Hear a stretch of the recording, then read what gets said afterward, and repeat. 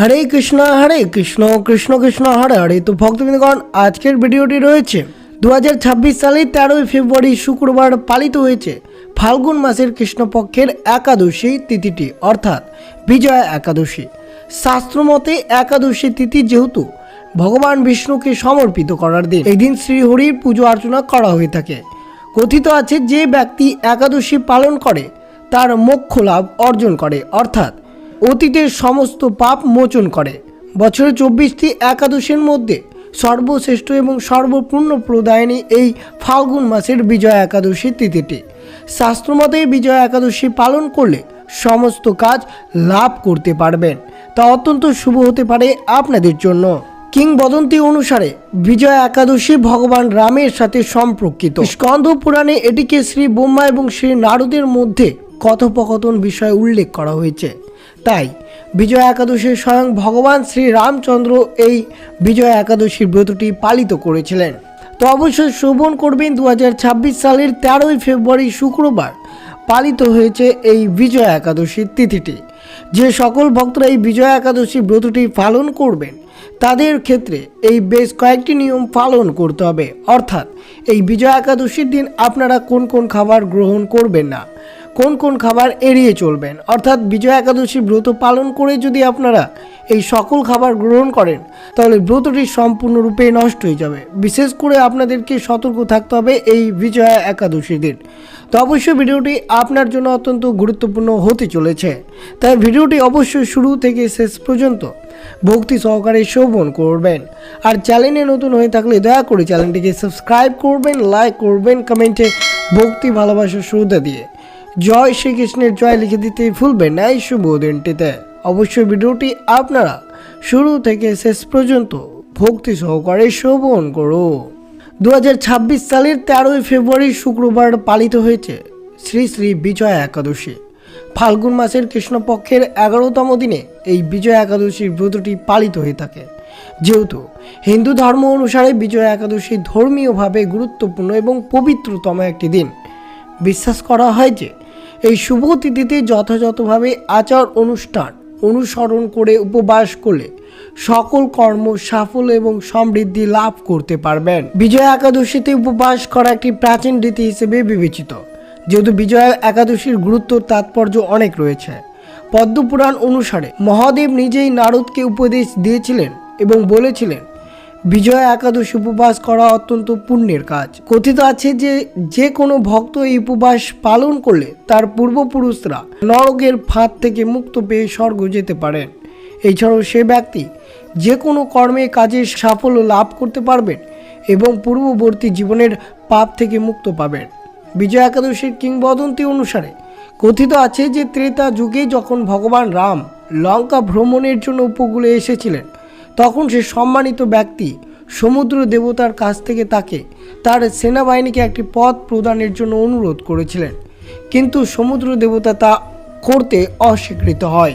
তাই ঋষি বাগদলভ্যের অনুমতি নিয়ে ভগবান রাম বিজয়া একাদশীর দিনে উপবাস করেছিলেন এবং সমুদ্র দেবতাকে সন্তুষ্ট করেছিলেন। তাই এই উপবাস দুষ্ট রাবণের ওপর বিজয় অর্জনের অন্যতম কারণ প্রমাণিত হয়েছিল। তাই সেই দিন থেকে এই তিথিটি বিজয়া একাদশী নামে প্রসিদ্ধ রয়েছে। বিজয়া একাদশীর দিন বেশ কয়েকটি নিয়ম পালন করতে হবে সকল কৃষ্ণ ভক্তদেরকে। শাস্ত্র অনুসারে বিজয়া একাদশীর দিন ভগবান বিষ্ণুর পুজোর সময় অবশ্যই পঞ্চামৃত নিবেদন করতে হবে। এটি একটি ধর্মীয় বিশ্বাস যে ভগবান বিষ্ণুকে পঞ্চামৃত যদি না যুক্ত করে পুজো করেন তাহলে পুজো অসম্পূর্ণ রয়ে যাবে। তাই বিশেষ করে আপনারা এই 13ই ফেব্রুয়ারি শুক্রবার এই বিজয়া একাদশীর দিন অবশ্যই সঠিক নিয়ম আচার বিধি মেনে এই পুজো অর্চনাটি অবশ্যই করবেন, তা অত্যন্ত শুভ হতে পারে আপনাদের জন্য। বিজয়া একাদশীর ব্রতের দিন স্নানের পর হলুদ রঙের কাপড় পরিধান করা শুভ বলেই মনে করা হয়, কারণ ভগবান বিষ্ণু হলুদ রং পছন্দ করেন। এমন পরিস্থিতিতে এই দিনে পুজোর সময় ভগবান বিষ্ণুকে হলুদ ফুল অর্পণ করে আপনারা পুজো আরাধনা করতে পারেন এই বিজয়া একাদশীর দিন। যেহেতু বিজয়া একাদশী বিজয় এবং সাফল্যের দিকে গুরুত্বপূর্ণ, যুধিষ্ঠিরকে এই ব্রতের গুরুত্ব ব্যাখ্যা করে ভগবান শ্রীকৃষ্ণ বলেছেন যে সকল ভক্তরা এই উপবাস পালন করেন তার যে কোনো কর্মে বিজয় লাভ করতে পারেন। কথিত আছে লঙ্কা বিজয়ের আগে সমুদ্র তীরে বিজয়া একাদশীর পুজো অর্চনা করেছিলেন শ্রীরামচন্দ্র।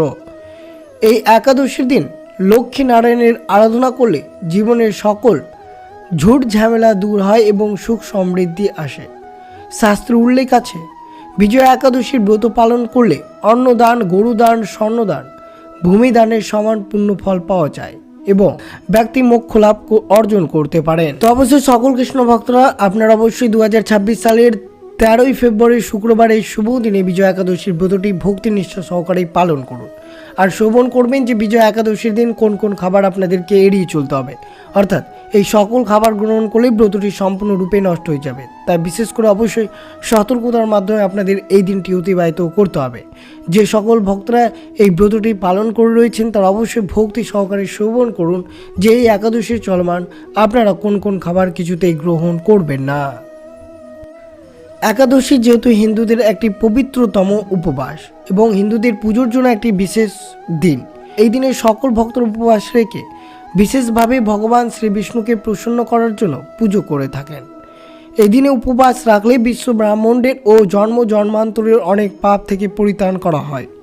যেহেতু মাসে দুটো একাদশী থাকে, তাই বছরে 24টি একাদশীর মধ্যে সর্বশ্রেষ্ঠ এবং সর্বপূর্ণ প্রদায়নী একাদশী হচ্ছে এই বিজয়া একাদশী। যে একাদশী ব্রত পালন করলে ভগবান বিষ্ণুর কৃপায় যে কোনো কর্ম খুব সহজেই বিজয় লাভ করতে পারেন।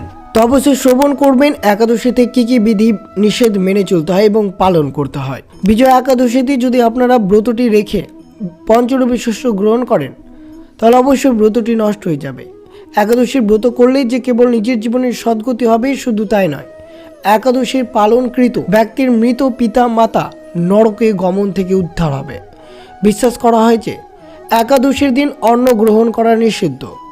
অন্ন গ্রহণকারী ব্যক্তি নিম্ন জীবের যোনি প্রাপ্ত হন। এর সাথে যারা এই একাদশীর দিন উপবাস রাখেন না তাদেরও অন্ন গ্রহণ করা উচিত নয়। তাই অবশ্যই সকলের উচিত এই একাদশীর ব্রত পালন করা। এই একাদশীর ব্রত পালনের প্রকৃত উদ্দেশ্য কেবল উপবাস নয়, শ্রী বিষ্ণুর নাম জপ, মনে ও শ্রবণে কীর্তনের মাধ্যমে এই একাদশীর দিনটি পালন করতে হয়। একাদশীতে তর্ক বিতর্ক থেকে বিরত থাকতে হয়। এই দিনে আরও বেশি করে জগৎ পালক শ্রী বিষ্ণুর নাম ধ্যান করা উচিত। তা অত্যন্ত শুভ হতে পারে আপনাদের জন্য। বিশেষ করে মনে রাখবেন আপনারা অবশ্যই এই কয়েকটি খাবার এই বিজয়া একাদশীর দিন আপনাদেরকে এড়িয়ে চলতে হবে। এই খাবারগুলো গ্রহণ করলে আপনার ব্রতটি কিছুতেই সুসম্পন্ন হবে না। তো অবশ্যই ভক্তি সহকারে শ্রবণ করুন কোন কোন খাবার আপনারা এই বিজয়া একাদশীতে এড়িয়ে চলবেন। তো অবশ্যই শ্রবণ করুন বিজয়া একাদশীর দিন কি কি খাওয়া নিষিদ্ধ রয়েছে, যে খাবারগুলো গ্রহণ করলে ব্রতটি সম্পূর্ণরূপে নষ্ট হয়ে যাবে, তা অবশ্যই সতর্ক থাকবেন। প্রথমত, এই বিজয়া একাদশীর দিন পঞ্চশস্য অর্থাৎ আমরা 5 রকমের রবি শস্য কিছুতেই গ্রহণ করা চলবে না। প্রথমত যে খাবারটি রয়েছে তা হচ্ছে ধান থেকে যে সকল খাবার পায় সে সকল খাবার আমাদেরকে এড়িয়ে চলতে হবে। যেমন পায়েস, চালের পিঠা, চালের গুঁড়ো, সুজি, খই, চিড়া, মুড়ি, খিচুড়ি, ভাত, এইসব জিনিস এড়িয়ে চলতে হবে। গম জাতীয় খাদ্য, বিস্কুট, রুটি, সুজি, আটা, ময়দা, জব বা ভুট্টা জাতীয় খাদ্য, ছাতু, খই, রুটি, ডাল জাতীয় খাদ্য, মুগ, মসুর, মটর, মশকালাই, ছোলা, অড়হর, বরবটির ছিম, এইসব খাবার ত্যাগ করতে হবে। সরষার তেল, তিলের তেল, সোয়াবিনের তেল, এইসব জিনিস অর্থাৎ এইসব তেল আমরা বাদ দিতে হবে এই বিজয়া একাদশী দিন। কিন্তু বিশেষ করে মনে রাখবেন এই শুভ দিনে কোনো রকমের মাছ, মাংস, ডিম, রাজসিক, তামসিক অর্থাৎ রসুন, পেঁয়াজ গ্রহণ করা চলবে না। হলুদ, গুঁড়া মরিচ, চা, বিড়ি, সিগারেট, পান এইসব এড়িয়ে চলতে হবে এই বিজয়া একাদশী দিন। তা অবশ্যই সতর্ক থাকবেন। এদিন যতটা পারবেন অবশ্যই নির্জল উপবাস থাকার চেষ্টা করবেন, অর্থাৎ 24 ঘন্টা জল বা কোনো ফলমূল ছাড়াই ব্রতটি সম্পূর্ণ করতে হবে। এছাড়াও যদি আপনারা নির্জলা ব্রত পালন না করতে পারেন তাহলে অবশ্যই বিশেষ করে ফলমূল গ্রহণ করে আপনারা ব্রতটি সম্পূর্ণ করতে পারেন। অবশ্যই মনে রাখবেন দুপুর 12টার পর পুজো সম্পূর্ণ করে আপনারা ফলমূল গ্রহণ করতে পারেন। অনেক ভক্ত প্রশ্ন করেছেন, প্রভু এই একাদশী চলমান কি সৈন্দব্য লবণ ব্যবহার করা যাবে? তো হ্যাঁ, অবশ্যই আপনারা সৈন্দব্য লবণ ব্যবহার করতে পারেন, কিন্তু লবণ ব্যবহার করতে পারেন না। সৈন্দব্য লবণ ব্যবহার করতে পারেন। আবার কেউ বলেছেন একাদশীতে কি বিস্কুট গ্রহণ করা যাবে? কিছুতেই আপনারা একাদশী চলমান বিস্কুট গ্রহণ করবেন না, চকলেটও গ্রহণ করতে পারেন না। এইগুলো বাদ দিতে হবে এই বিজয়া একাদশীর ব্রতের দিন। এক ভক্ত প্রশ্ন করেছেন, প্রভু মধু খাওয়া কি যাবে এই একাদশী ব্রত চলমান? যেহেতু মধু গ্রহণ করা যাবে না, ছোলার বীজ, মধু জাতীয় সবজি খাওয়া নিষেধ। শুধুমাত্র একটি খাবার অনুমোদিত রয়েছে। এই দিনে দ্বিতীয়বার খাওয়ার যাবে না, বিশেষ করে মনে রাখবেন। এছাড়াও পান খাওয়া থেকে বিরত থাকা উচিত।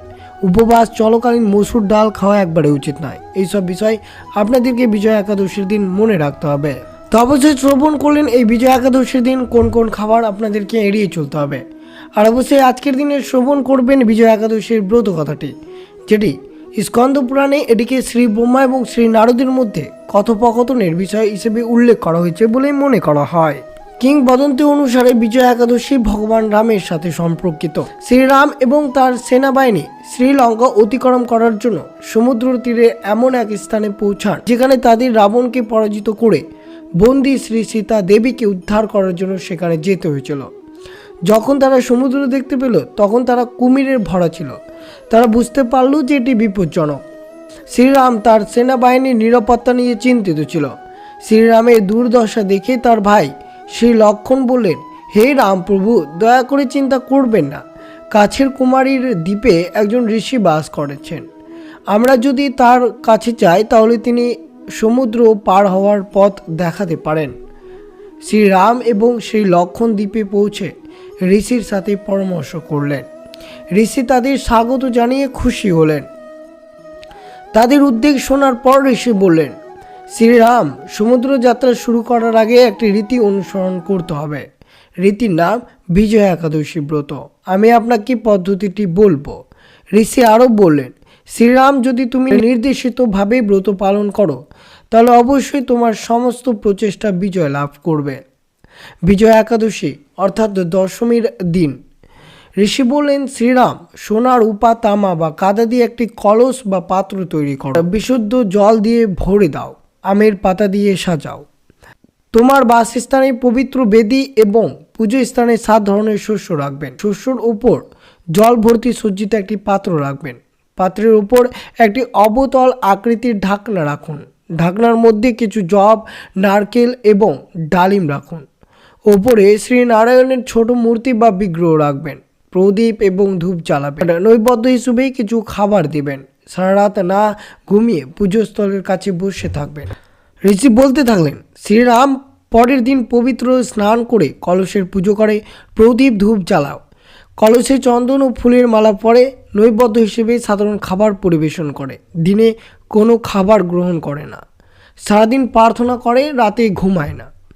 পরের দিন অর্থাৎ দ্বাদশীর দিন ঋষি বললেন, শ্রীরাম, দ্বাদশীর দিন সকালে স্নান ও পুজো সম্পন্ন করে শস্য সহ কলসটি আপনার সাথে নিয়ে যান। নদী বা পুকুরের তীরে বেদ পণ্ডিত ব্রাহ্মণকে কলসটি দান করুন। এর ফলে ব্রতের সমাপ্তি হয়।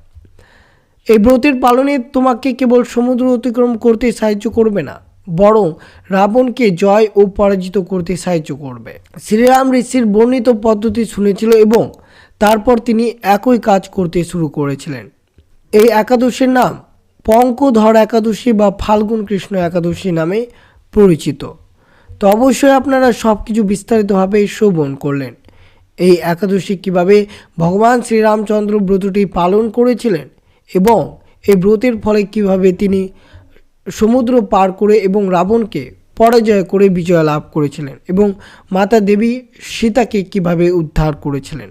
তো এই ছিল ভিডিওটি ভালো লাগলো অবশ্যই চ্যানেলটিকে সাবস্ক্রাইব করবেন, লাইক করবেন, কমেন্টে ভক্তি ভালোবাসা শ্রদ্ধা দিয়ে জয় শ্রীকৃষ্ণের জয় লিখে দিতে ভুলবেন না এবং ভিডিওটি আপনার আত্মীয় ভক্ত বা বন্ধুদের সাথে অবশ্যই শেয়ার করবেন। সুস্থ থাকবেন, সতর্ক থাকবেন। জয় শ্রীকৃষ্ণ। রাধে রাধে।